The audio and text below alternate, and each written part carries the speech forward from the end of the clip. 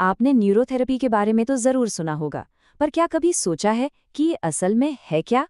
मतलब ये एक तरह की हैंड ऑन थेरेपी है जिसमें शरीर पर सटीक दबाव डाला जाता है। ये तो ठीक है, पर एक सेशन में आखिर होता क्या है? पर्दे के पीछे की कहानी क्या है?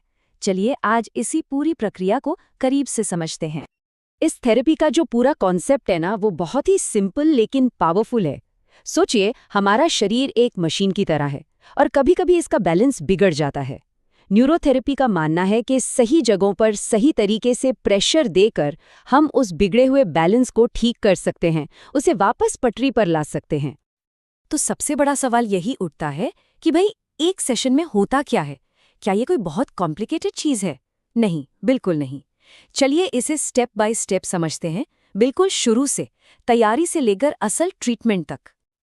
देखिए, कोई भी अच्छा काम शुरू करने से पहले तैयारी तो करनी ही पड़ती है ना? न्यूरोथेरेपी में भी बिल्कुल यही है, बल्कि यहाँ तो तैयारी उतनी ही जरूरी है जितना कि खुद ट्रीटमेंट। तो ये जो तैयारी है, इसके 3 मेन हिस्से हैं। पहला, मरीज की पोजीशन, मतलब उन्हें कैसे लिटाना है या बिठाना है, ये इस बात पर डिपेंड करता है कि ट्रीटमेंट क्या है। दूसरा है सपोर्ट, यानी तकियों का इस्तेमाल, ताकि बॉडी एकदम रिलैक्स और स्टेबल रहे। और हाँ, तीसरा और बहुत जरूरी हिस्सा है थेरेपिस्ट का खुद का स्टांस, क्योंकि सही प्रेशर देने के लिए उनका बैलेंस में रहना बहुत जरूरी है। पर आप सोच रहे होंगे कि इतनी तैयारी क्यों? इसका सीधा सा जवाब है आराम और स्थिरता। जब बॉडी पूरी तरह से रिलैक्स्ड होती है, तभी थेरेपिस्ट सही पॉइंट पर बिल्कुल सही प्रेशर अप्लाई कर पाता है। इससे ट्रीटमेंट असरदार तो होता ही है, साथ ही थेरेपिस्ट का भी कंट्रोल बना रहता है।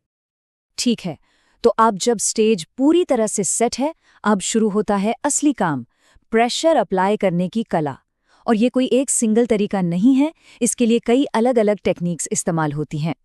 इनमें से एक बहुत ही इंटरेस्टिंग टेक्निक है पैरों का इस्तेमाल। जी हाँ, थेरेपिस्ट अक्सर स्टैंड का सहारा लेकर अपने पैरों से शरीर के बड़े हिस्सों जैसे कि जांघों पर एक कंट्रोल्ड प्रेशर डालते हैं। इससे क्या होता है कि वजन एक बड़े एरिया में बराबर बढ़ जाता है। लेकिन जाहिर है हर जगह पैरों का इस्तेमाल नहीं हो सकता। जब बात आती है छोटे या सेंसिटिव एरिया की, जैसे हमारी रीढ़ की हड्डी या चेहरा, तब इस्तेमाल होते हैं हाथ और अंगूठे। इनसे बहुत ही टारगेटेड और सटीक प्रेशर दिया जा सकता है। एक और टेक्निक है रिदमिक रबिंग, यानी एक लय में रगड़ना। इससे ब्लड सर्कुलेशन को स्टिम्युलेट करने में मदद मिलती है। और हाँ, आपने शायद देखा होगा कि कभी-कभी टैल्कम पाउडर भी यूज होता है, वो बस इसलिए ताकि स्किन पर फ्रिक्शन यानी घर्षण कम हो और मूवमेंट बिल्कुल स्मूथ हो। तो ये तो हो गई टेक्निक्स, पर इन सब के पीछे का सिस्टम क्या है? मतलब ये सब रैंडमली नहीं होता। इसके कुछ पक्के नियम हैं, कुछ सिद्धांत हैं जो इस पूरे प्रोसेस को गाइड करते हैं। और इन नियमों में सबसे जरूरी चीजों में से एक है रिदम, यानी लय। अक्सर प्रेशर एक फिक्स्ड काउंट के लिए दिया जाता है, आमतौर पर 6 सेकंड के लिए। ये जो गिनती है ना, ये एक रिदम सेट करती है, जिससे ट्रीटमेंट और भी ज्यादा इफेक्टिव हो जाता है। तो देखिए, ये सारे सिद्धांत मिलकर एक पूरा सिस्टम बनाते हैं। इसमें लय है, रिपीटिशन है, सही पॉइंट्स का चुनाव है और थेरेपिस्ट का पूरा कंट्रोल, ताकि सब कुछ सेफ रहे।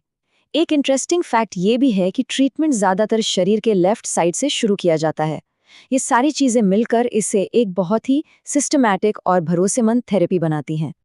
तो जब हम इन सब चीज़ों को एक साथ जोड़कर देखते हैं, तो हमें क्या समझ आता है? इस पूरे प्रोसेस का निचोड़ क्या है? इसे हम ऐसे कह सकते हैं कि इसका लक्ष्य है प्रेशर का एक सिस्टमैटिक इस्तेमाल, जहां हर पोजीशन, हर काउंट और हर मूवमेंट का एक खास मकसद होता है। मतलब साफ है, ये सिर्फ कुछ रैंडम मूवमेंट्स नहीं हैं, ये एक बहुत ही सोची समझी प्रैक्टिस है।